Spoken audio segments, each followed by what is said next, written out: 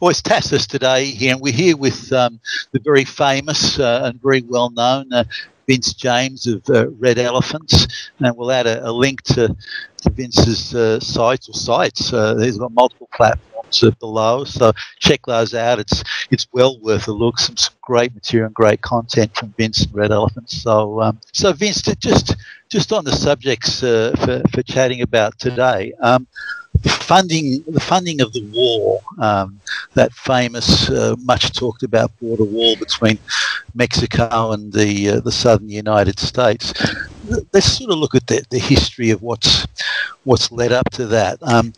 Now, when Ronald Reagan first gave amnesty to illegal immigrants as when he was the president of the United States, was that, in your view, the beginning of the illegal immigrant issue, or were there other drivers that you saw sort of happening at the time, or do we need to go back even earlier? Yeah, earlier. I would say earlier. Because if you look towards, and something I always talk about, actually, if you look to like about 1965 is really when everything started happening. In the 1960s is really when, I was watching a documentary the other day from a channel that's a very good channel, Black Pilled, it's called. And this channel did this, he does a lot of movie reviews, but he relates it to today's society, relates it to social topics, he relates it to politics. And this one, he was talking about the movie called Pleasantville. I don't know if you ever saw that movie. It's back in like the late 90s or early 2000s or something. It was very popular. And it was about this like 1950s family. These kids in the 90s, they get sucked into this 1950s world. And basically what he goes on to explain is that this particular movie was it was created to make the 1950s of America look bad and something that was uncool and something that you didn't want to be a part of. And eventually it goes on to talk about how during the 1960s, the people of the 60s, the boomers, the baby boomers, who a lot of people loathe, took the proverbial apple, right? They tasted the proverbial apple and they couldn't go back. Pandora's box was already open. And the 60s is really where it started, where the free love movement and just entering, drugs and degeneracy and all the rest. And also what happened during the 1960s was an immigration act called the Hart-Celler Act. And this immigration act took over the Walter McCarran Act, which stated in 1954 that only 160,000 people can come to the U.S., and 2/3 of that 160,000 has to be reserved for Northern or Western European countries, people who have an easier time of assimilation, people who likely already speak English, and things like that. Well, this 1965 Immigration Act took over that and allowed for the free flow of third worlders into this country, essentially, as amendments kind of changed it. Now we're looking at 32 of the 50 states where the main source of immigration is coming from Mexico, whereas before this, during the McCarran-Walter Act, it was like 4 states where the main source of immigration was coming from Mexico. And before that, it was even less. So I think that it starts before Ronald Reagan. Ronald Reagan's tenure just exacerbated the situation in which he gave amnesty to millions upon millions of people. And this is really where the start of California turning permanently blue began. California hasn't been red since the early 1980s and will never, ever be red ever again. The wall funding just came up recently, which is a fight. We've been talking about it for a long time. And the House of Representatives just passed $5.7 billion for the Trump wall, which is now going to the Senate, which we're going to see another fight there in the Senate probably as well.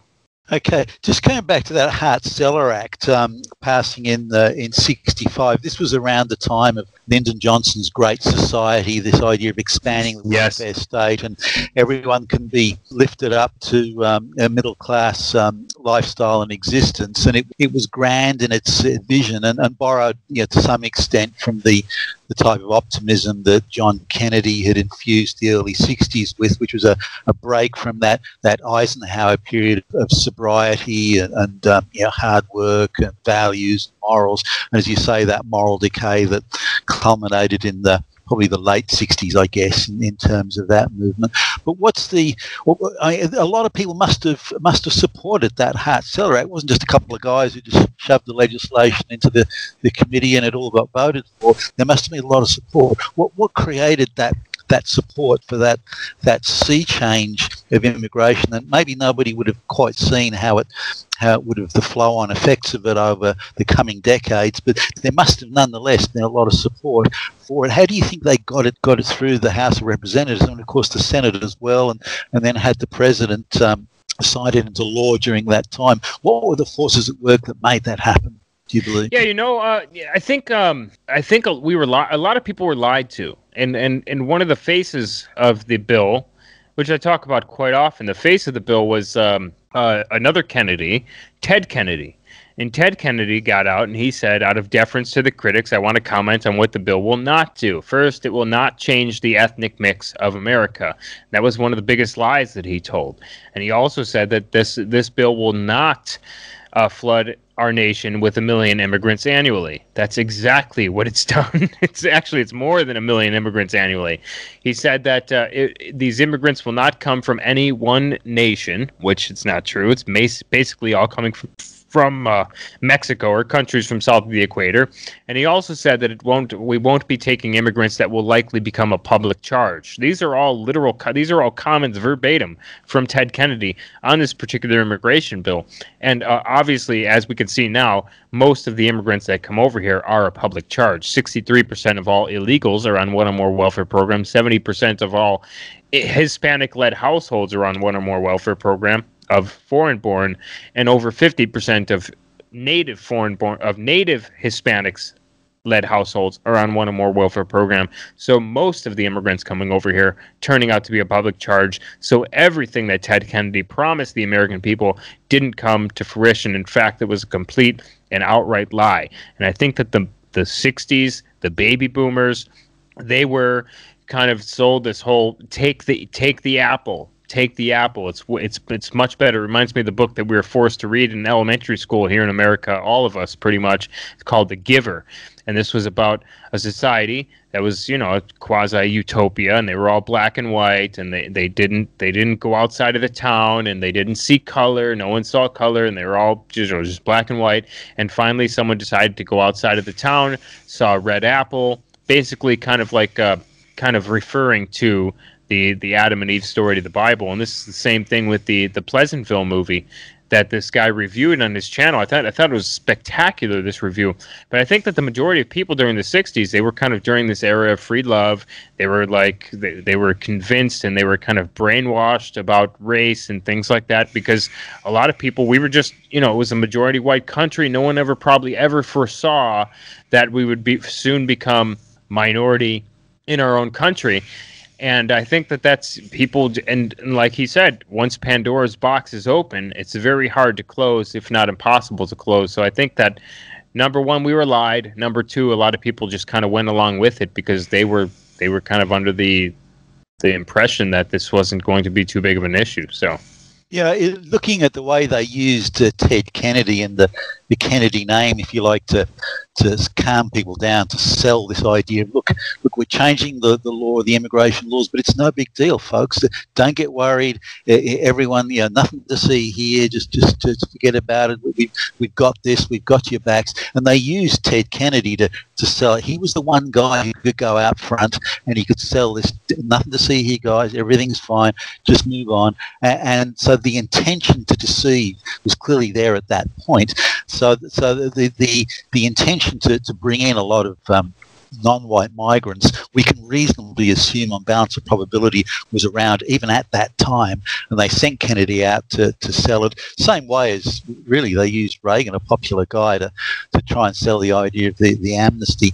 So that intention to deceive has probably been around for, since that mid-60s, which ties in with a lot of the think tanks of the day that were looking at that next frontier.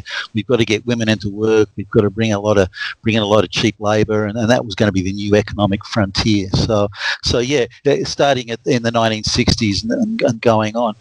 What do you see the role of Ronald Reagan? How did he fit into this? Signing the divorce laws, giving the amnesty to immigrants. How did he get brought into that globalist thing, do you think? Well, I'm not exactly sure. I mean, you had a lot of people who were kind of at the top, right behind it. A lot of people who kind of pull the puppet strings, if you want to call it that, for a lot of our different leaders. And I mean, like you said, I mean, Ted Kennedy was like a good-looking guy, young guy, kind of trotted out there. He was the real lady killer himself. If you all remember, I mean, most here in America, we remember a story of him killing a lady, a Chappaquiddick. Yeah. Oh, so okay, so you know the story, right? And so you're talking about a history major here too. Oh, that's right. Yeah.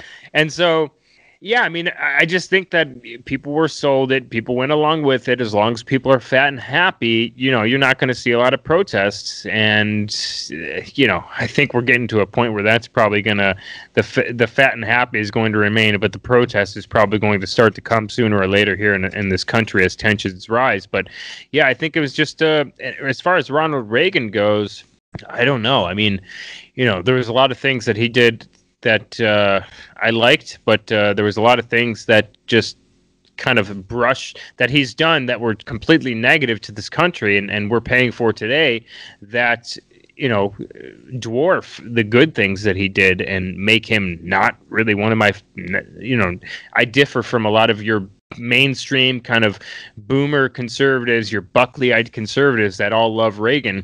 Reagan was not that great of a president as far as immigration goes and what we're paying for today. I mean, because if you look at California, it was a place where conservatives would go to meet. They would have conferences there. It was like a stronghold for conservatives in a lot of places. Now, even Orange County is going blue, slowly but surely. I mean, the pockets that we had left are gone. The Golden State is done. The people are moving out in droves. Hundreds of thousands of people are moving out in what we call the phenomenon of white flight to places like Idaho and New Hampshire and Maine and Montana and Colorado and all these states with a heavy white population. And so it's California is done, and Reagan kind of was the one who hammered that death nail into the coffin of the Golden State. I agree. I first started going to Cal, United States, in the early 1980s. That's how long ago it was, and I was just a young guy, sort of on the way up at the time. I thought I was, and it seemed there was no evidence of maybe in downtown San Fran, I suppose, but it wasn't far. I think the Harvey Milk episode hadn't long been past when I first went around to that area. So San Francisco was probably what today would be called progressive, but the state generally, and certainly Orange County and down Huntington Beach and all down that way, and down the south end of what Costa Mesa Boulevard and all that was all very red as far as I remember back at the time. As you say, that's changing. Reagan did something else. He signed the divorce law or the Divorce Act into law as governor of California. This was a real feminist central requirement, because California had communal ownership law, which no other state, as far as I'm aware, in the Union had. So this was very important to the leftists and the feminists, Hester Eisenstein type people, Shulamith Firestone, Betty Friedan, I can't remember, I think it was Shirley Levine. All these, they wanted California to kick off this modern jurisprudence of divorce, because it guaranteed that all the members of the family would have, regardless of who put whatever into it, would have an equal outcome. And this was, and Reagan interestingly signed that into law. And within a few years, the rest of the United States, and within 10 years, the rest of the world had adopted that model of communal ownership of assets that only one person may have accumulated. And it changed the whole concept of jurisprudence to be this equal outcomes thing that we see the progressives carrying on about it today. So I was sort of looking at Reagan during that time, wondering, why would he do that? When you add together that divorce law thing and then the amnesty for legal immigrants, it seems that he was either a globalist at heart or certainly it was controlled by them. And that's kind of an interesting sort of footnote to history and maybe worthy of a bit more examination. Vince, what do you think of this UN migration pact? And I appreciate the United States hasn't signed up to it, which is, a good move in the eyes of many, and I believe it is. What do you see its role? Is it that the globalists think they're losing control? They've panicked. They want to trot out something really quick. They want to try and lock everything in place before their influence diminishes. Do you think it's an overreaction? Do you think they've overreached and all they've managed to do is piss people off? Yeah, I don't know exactly what to think about it, but if you read through it, which I've read through the entire thing, and I've done like 4 or 5 videos on this particular subject itself, the first one being the one back all the way in December of 2017, so December of last year, when we first started hearing about this, I did a video about it, and Trump was the very first one to pull out of this deal as soon as it was basically introduced. And this was back in December of last year. He pulled out of it, and then other countries have followed suit. I don't know exactly why they're doing it, but it certainly is an attempt to resettle up to we're looking at somewhere around like 250,000 different refugees into Western countries. And this talking, I mean, some of the language that you see in there, it repeats over and over and over again to have a safe, orderly, and regular migration into, these different countries. And it's something that's certainly bad. I don't see how a country would be able to get away, with their people to get away with actually signing this. What is Australia one of those countries? What has Australia done with this? Well, Australia was going to sign it, but then there was some disagreement over the wording, particularly the wording that in the agreement that says effectively the judiciary have to be politicised into going along with the mass migration, and also the media have to be heavy or threatened, defunded in order to go along with it, and that kind of worried some of the particularly the minister responsible for immigration. He was kind of, well, we don't like that wording. We're not happy, to sign it while that wording's in place. And my understanding, at least, is that the United Nations didn't want to change that wording, and so Australia ended up not signing it. But having said that, the government, the federal government, may change here soon, and the other side of politics are making noises to the effect that they may end up signing it. So it's kind of in limbo here. But for the moment, it hasn't been signed, and that's a good thing. And in Australia, is there a lot of like liberals there? Is there a lot of people who are just like, oh yeah, we need more migrants to come here and just open borders, folks? Or there is, and I've done a video on that on the Australian immigration. I mean, we've got a situation here, particularly from some of the poorer parts of Asia, where somebody who's done a 12 or 13 week course in trainee manicuring or pedicuring can be classified as a skilled migrant and given a visa, or somebody who's learnt two-finger typing in Africa somewhere is brought in as a skilled migrant because they can type. BBC pigeon writer, yeah. And this sort of thing's going on. So the bar. So it's essentially a skilled migration because people just can't walk across the border because Australia's an island. But the bar is set very, very low for what constitutes skills, particularly if you're for black or brown people. But if it's say a white German scientist or engineer or a metallurgist or something, those guys can't get visas to come to Australia. Right, it's like here too. There's a lot of very hard for. We knew an Australian guy. We were hanging out. There was an Australian guy, and I guess he was like. He has like a girlfriend here, and they wanted to get married and stuff like that. But I guess he had to have like a sponsor, and it goes back to. Yeah, it's very hard for white immigrants here in this country. It's extremely hard. My wife is a white immigrant, and we had, a tough time. She came like 15 years ago or something like that, and it's very hard. They really make it hard in all of these Western countries for white immigrants, and I think that's probably a deliberate thing.